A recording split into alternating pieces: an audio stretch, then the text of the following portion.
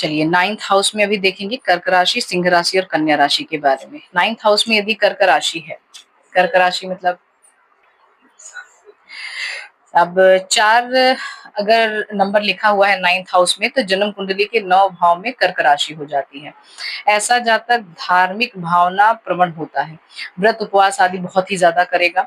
वह किसी गुप्त स्थान में तप करता है, मतलब वो हमेशा अकेले बैठने की आदत होती है उसको, और तीर्थ स्थानों का भ्रमण भी करता रहता है।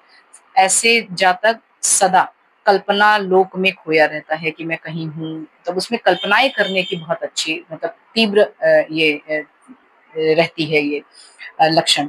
ऐसा जातक कविता भी करेगा तो ईश्वर के ही गुण धर्म के संबंध ही करता है, और पुरानी परंपराओं रूढ़ियों से चिपका रहता है। जो लोग पीछे बता के चले गए हैं कि ऐसा करना है वैसा करना है, वो सारे रूल्स और रेगुलेशंस को फॉलो करने का पूरा तत्पर रहता है।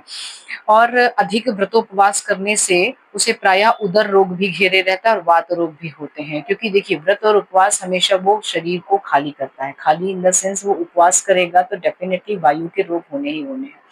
उदर रोग तभी होता है जब आप भूख लगने पर खाना ना खाएं और प्यास लगने पर पानी ना पिए। अब व्रत उपवास की बात अगर आ रही है इस जातक के अकॉर्डिंग, तो उसमें वो डेफिनेटली वो कभी ऐसा नहीं करने वाले हैं कि भूख लग रही है तो थोड़ा सा ही कुछ खा लो, क्योंकि वो एकदम स्टक है पिछले जो नियम कानून बता दिए हैं उनके बुजुर्ग, उससे वो एकदम स्टक होते हैं। तो इसलिए इस वजह से वो नहीं खाएंगे, तो डेफिनेटली वो अल्टीमेटली उनके साथ में उदर रोग और वात रोग होगा ही होगा। भावुकता और अस्थिरता उसके त्वरित निर्णय लेने में बाधित होती है। वो कभी भी इंस्टेंट डिसीजन नहीं ले सकते, क्योंकि उनको भावुक होते हैं वो, और वो जो है बहुत अस्थिर होते हैं। उनको ये पहले ध्यान देना होता है कि वो सही कर रहे हैं या नहीं, या किसी को उनकी वजह से कष्ट तो नहीं होगा, या ये धर्म के विरुद्ध तो नहीं है। वो उसी एनालिसिस में थोड़ा सा लेट कर जाते हैं डिसीजन लेने में। इसीलिए वो किसी भी कार्य करने में बहुत ही ज्यादा समय लगाएंगे।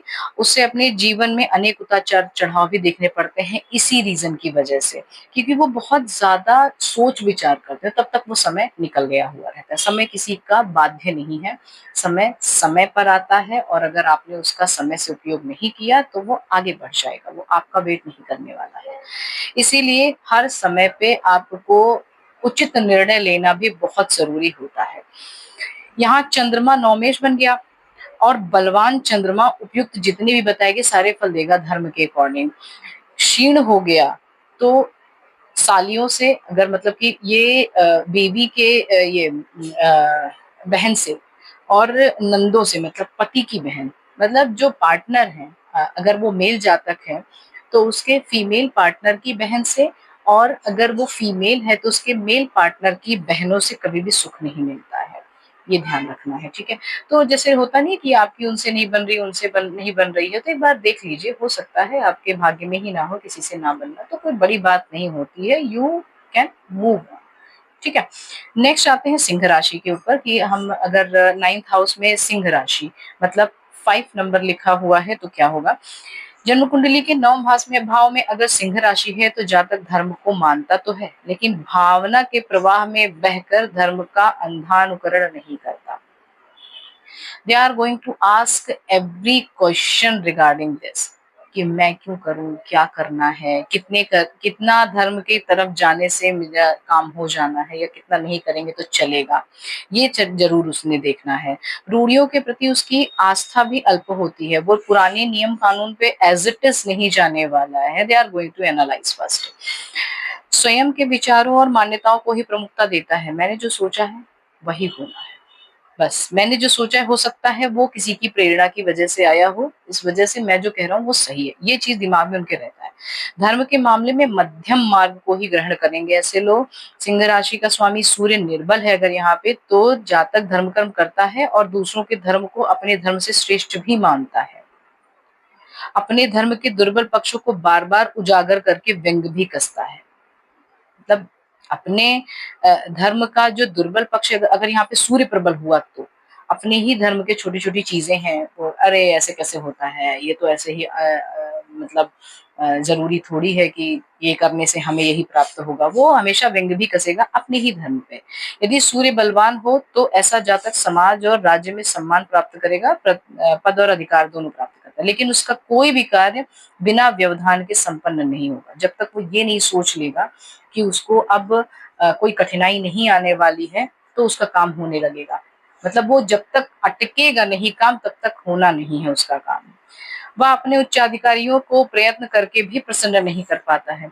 ऐसा जातक अथक परिश्रमी होगा, श्रम को ही जीवन का लक्ष्य भी समझेगा। बाल्यावस्था की अपेक्षा उसकी वृद्धावस्था बहुत सुख से जाएगी, क्योंकि उनको हमेशा वो फिजिकल जो वर्क है वो करना ही है। बहुत ज्यादा वो काम में जब जुटे रहेंगे तो ही उनका काम होने वाला है आगे। कुछ लोग होते हैं ना, आराम से हाँ स्टार्ट कर दिए और काम अपने आप मूव ऑन होता रहता है, एकदम स्मूथली गोइंग होता है। पर इनके साथ में ऐसा नहीं होगा। इनका क्या रहता है कि ये काम बहुत ज्यादा ये श्रम के साथ में करेंगे, उसके बाद भी इनका काम अटकेगा, तब भी कंप्लीट होगा। इस तरीके से रहता है। अब नेक्स्ट देखते हैं, 9th हाउस में भी कन्या राशि है। जन्म कुंडली के 9वें भाव में अगर कन्या राशि है तो जातक में विलासिता का पुट आ जाता है, थोड़ा सा भोग विलास में रहेंगे। जातक की प्रमुख दुर्बलता स्त्री होती है। अगर ये जातक स्त्री है तो उसका पुरुष होगा। परिवार में भी पत्नी उसे बहुत प्रिय होती है, मतलब वो पत्नी के ही प्रति ज्यादा सजग रहते हैं। ऐसा जातक धर्म के मामले में कठोर नहीं होता है, ना ही उन्हें भक्ति भावना से कोई मतलब होता है। भाग्य निरंतर उनको ऊंच नीच दिखाता रहता है, मतलब कभी वो अप्स डाउन्स वो हमेशा देखते रहते हैं, लेकिन वह संभालना ही नहीं जानते हैं उसे। अगर वो ऊंचे स्थान पे पहुंच गए भाग्य के, तो भी वो नहीं संभाल पाते अपने आप को, और अगर नीचे भी पहुंच गए तो भी संभाल नहीं पाते हैं। प्रदर्शन के लिए ऐसा जातक कुछ भी कर सकता है। ये लोग शो ऑफ बहुत करते हैं। इनको शो ऑफ करने के लिए कुछ भी करने के लिए लोग रेडी रहते हैं, परंतु फलस्वरूप निरंतर अपने आप को धनी मानी स्थापित करने के लिए व्यर्थ में प्रदर्शन भी करता रहता है कि मैंने ये लेना है। तब लोग सोचेंगे कि मैं बहुत ज्यादा रिच हूँ, अगर मैं ऐसे कपड़े पहन के चलूंगा तो मुझे ज्यादा ही लोग लगेंगे कि मैं बहुत ज्यादा रिच हूँ। इस तरीके से वो अपने ऊपर व्यय करते रहते हैं सिर्फ प्रदर्शन करने के लिए, मतलब लोगों को शो ऑफ करने के लिए। कन्या राशि के 9वें भाव में होने से बुध जो है रिपु और भाग्य भाव का अधिपति बन जाता है। बुध का लग्न व लग्नेश से शुभ संबंध व्यक्ति को धार्मिक तो बनाता है। यदि 9वें भाव में राहु आ गया और बलवान बुध है तो अचानक ही भाग्योन्नति में सहायक होगा। बहुत ही ड्रास्टिक एकदम सडन इनका भाग्य उत्तम हो जाने लगता है। अब इस वाले लेक्चर में हमने देखा 4, 5 और 6 नंबर की राशि यदि 9th हाउस में है तो क्या क्या इफेक्ट दिखा सकती है। अब नेक्स्ट वाले में देखेंगे कि तुला, वृश्चिक और धनु अगर राशि हुई तो क्या इफेक्ट होगा। Thank you.